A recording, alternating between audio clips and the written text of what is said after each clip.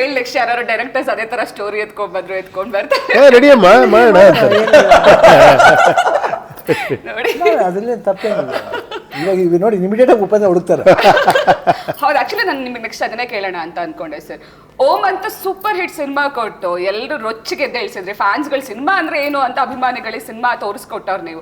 ಅದಾದ್ಮೇಲೆ ಯಾಕೆ ಶಿವಣ್ಣ ನೀವು ಸಿನಿಮಾನೇ ಡೈರೆಕ್ಟ್ ಮಾಡ್ಲಿಲ್ಲ? ನೋಡಿ ನಾವು ವೆಯ್ಟ್ ಮಾಡ್ತಾ ಇದ್ವಿ, ಯಾಕೆ ಅಭಿಮಾನಿಗಳ ಮೇಲೆ ಬೇಜಾರ?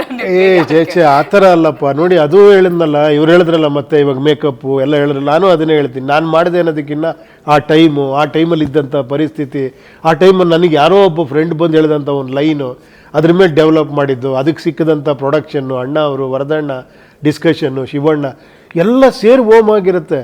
ಇನ್ನೊಂದು ಓಮ್ ಮಾಡೋಕ್ಕಾದ್ರೆ ಎಲ್ಲಿ ಇಷ್ಟು ಎಲ್ಲ ಸೇರಬೇಕಲ್ಲ. ಆಮೇಲೆ ಅದೇನೋ ಹೊಳಿಬೇಕು, ಇನ್ನೊಂದೇನೋ ಮಾಡಬೇಕು ಅಂದರೆ ಮತ್ತೆ ಕಾಂಬಿನೇಷನ್ ಈಗ ಅನೌನ್ಸ್ ಮಾಡಿಬಿಡೋದು, ಬಿಸ್ನೆಸ್ ಮಾಡೋದು ಇದು ದೊಡ್ಡ ವಿಷಯ ಅಲ್ಲ. ಆ ಎಕ್ಸ್ಪೆಕ್ಟೇಷನ್ಗೆ ಅಟ್ಲೀಸ್ಟ್ ನಿಲ್ಲಿಸ್ಬೇಕಲ್ಲ. ಸೊ ಎಷ್ಟೋ ಲೈನ್ಗಳೆಲ್ಲ ಹೇಳಿದ್ದೀನಿ ನಾನು, ತುಂಬ ಸತಿ ಡಿಸ್ಕಸ್ಗಳು ಮಾಡಿದ್ದೀವಿ ನಾವು, ಏನೇನೋ. ಅಯ್ಯೋ ಅವಾಗಿಂದ ನಾನು ತುಂಬ ಒಂದು ನಿಜ ನಂಬಲ್ಲ ನೀವು, ಅಣ್ಣವ್ರ ಪಿಕ್ಚರ್ ಎಲ್ಲ ಆದ್ರ ಮೇಲೆ ಒಂದು ಆಮೇಲೆ ನಾನು ಉಪೇಂದ್ರ ಎಲ್ಲ ಮಾಡಿಬಿಟ್ಟಿದ್ದೆ, ನಾನು ಹೀರೋ ಆಗಿ ಬ್ಯುಸಿ ಆಗ್ಬಿಟ್ನಲ್ಲ.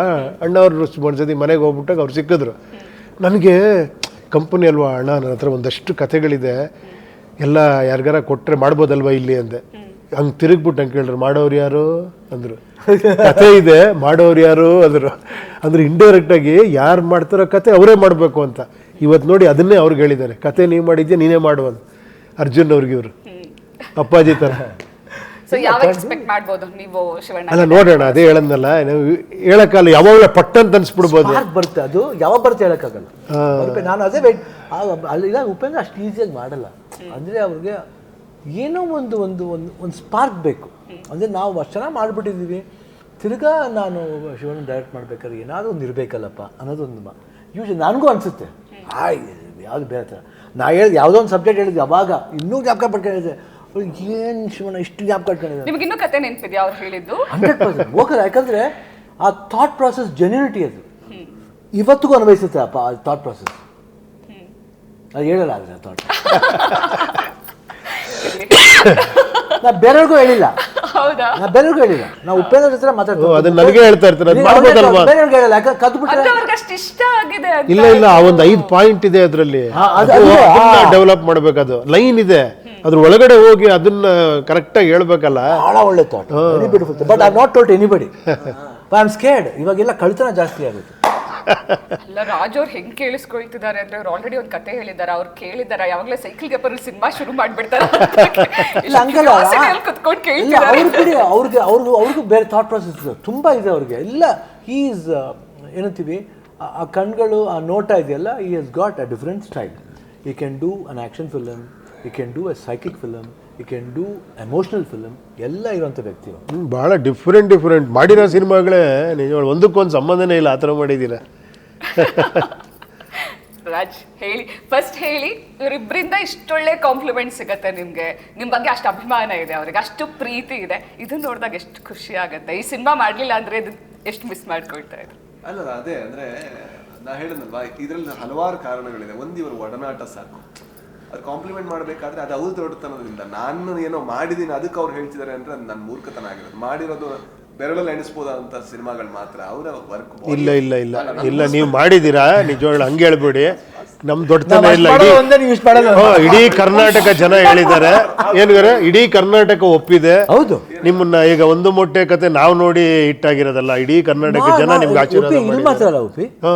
ತೆಲುಗು ಮಾತಾಡ್ತಾರೆ, ತೆಲುಗು, ಮಲಯಾಳಮಲ್ಲಿ ಮಾತಾಡ್ತಾರೆ, ಮಲಯಾಳಂ ಮಾತಾಡ್ತಾರೆ, ಗೊತ್ತು. ಜೋಕ್ಸ್ ರಾಜು ಅವರೇ, I am not exaggerating. Everybody so happy ನಮ್ಮ ಬಗ್ಗೆ. ಇದೇ ಥರ ಒಂದಿದು ನಾಗಾರ್ಜುನ ಒಂದ್ಸತಿ ಈಗ ಬಂದಿತ್ತು ಸುದೀಪ್ ಅದು, ಎಷ್ಟು ಏನು ಚೆನ್ನಾಗಿ ಮಾಡಿದ್ದಾರೆ ಸುದೀಪ್ ಅಂದರು. ಖುಷಿಯಾಗೋಯ್ತು. ಇನ್ನೊಬ್ರು ಆ್ಯಕ್ಟ್ರ್ ನಮ್ಮ ಆ್ಯಕ್ಟ್ರ್ ಬಗ್ಗೆ ನಾನು ಸುದೀಪ್ಗೆ ಹೇಳಿದೆ. ಸುದೀಪ್ ನೋಡಿ ಹಿಂಗಂದ್ರು ನನಗೆ ಭಾಳ ಖುಷಿಯಾಗೋಯ್ತು. ನಮ್ಮ ಒಂದು ಕನ್ನಡ ಆ್ಯಕ್ಟ್ರ್ ಬಗ್ಗೆ ಇನ್ನೊಬ್ರು ತೆಲುಗು ನಟ ಮಾತಾಡ್ತಾರೆ, ಎಷ್ಟು ಪರಿಣಾಮ ಬೀರಿರಬೇಕು. That is life. ಇಲ್ಲ, that is cinema power. Cinema power ಅಲ್ಲಿ ಜಲಸಿ ಗಿಲಸಿ ಎಲ್ಲ ಸೈಡ್ ಹೊಂಟೋಗುತ್ತೆ.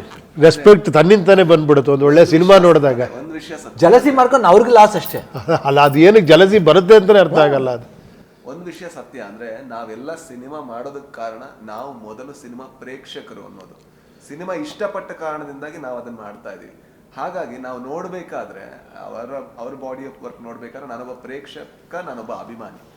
ಸೊ ಹಾಗಾಗಿ ಅದು ಗುಣಕ್ಕೆ ಮತ್ಸರವಿಲ್ಲ ಅಂತ ಹೇಳ್ತಾರಲ್ಲ, ಅದು ಅವ್ರ ದೊಡ್ಡತನ. ಆದ್ರೆ ನನಗೊಂದು ಗೊತ್ತಾಗ್ಬೇಕೇನಂದ್ರೆ ಇದನ್ನ ಜವಾಬ್ದಾರಿಯಾಗಿ ತಗೊಂಡು ನಾನು ಚೆನ್ನಾಗಿ ದುಡಿಬೇಕು. ನಾವೆಲ್ಲೋ ರೀಚ್ ಆಗಿದೆ, ಇದು ರೀಚ್ ಆಗುವಂತ ಜರ್ನಿ ಅಲ್ಲ, ಇದು ನಡೀತಾ ಇರುವಂತ ಜರ್ನಿ. ಅಂದ್ರೆ ಅದಕ್ಕೆ ನಾವು ಹೇಳ್ತಾರೆ ಸ್ವಲ್ಪ ಜಾಸ್ತಿ ಸಿನಿಮಾಗಳು ಮಾಡಿ ಅಂತ. ಈಗ ಗೊತ್ತಾಯ್ತು, ನಾನು ಮಾಡಬೇಕು, ಸುಮ್ಮನೆ ಇರಂಗಿಲ್ಲ ನೀವು. ಮಾಡ್ಬೇಕು ಇಲ್ಲ ಮಾಡ್ತೀನಿ ಕೂಡ. ನನಗೂ ಆಸೆ ಇದೆ ಇವ್ರ ಜೊತೆ ಕೊಲಾಬ್ರೇಟ್ ಆಗ್ಬೇಕು ಅಂತ ಒಬ್ಬ ನಿರ್ದೇಶಕನಾಗಿ. ದೇವ್ರ ದಯದಲ್ಲಿ ಆ ತರದ ಏನಾದ್ರು ಕತೆ ಹುಟ್ಟಿದ್ರೆ ನನ್ನ ಭಾಗ್ಯ ಅದು. ಇಲ್ಲ, ನಮ್ಮ ಜೊತೆ ಮಾಡ್ತಿರೋ, ನೀವು ಮಾಡ್ತಿರೋ, ಬಟ್ ಮಾಡ್ತಾ ಇರಿ ಸಿನಿಮಾಗಳು. ನಿಜವಾಗ್ಲೂ ಯಾಕಂದ್ರೆ ಇದೇ ಬೇಕಾಗಿರೋದು. ಆ್ಯಕ್ಚುಲಿ ಎಷ್ಟೋ ಇನ್ಸ್ಪಿರೇಷನ್ ನೀವು ಆ್ಯಕ್ಚುಲಿ ವಿಷಯಗಳು ಎಷ್ಟೊಂದು ವಿಷಯ